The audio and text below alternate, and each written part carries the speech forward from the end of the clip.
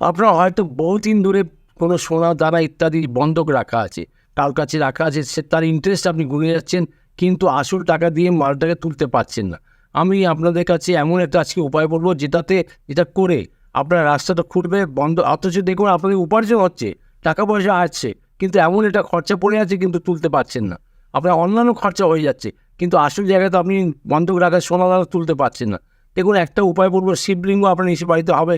শিবলিঙ্গ বাড়িতে না হলে আপনার বাইরে শিবলিঙ্গ করতে পারেন। সেই শিবলিঙ্গের সামনে একটা প্রদীপ জ্বালাবেন, সেই প্রদীপটা 16 দিন জ্বালাবেন, আর 16 বার করে একটা মন্ত্র বলছি সেটা পড়বেন।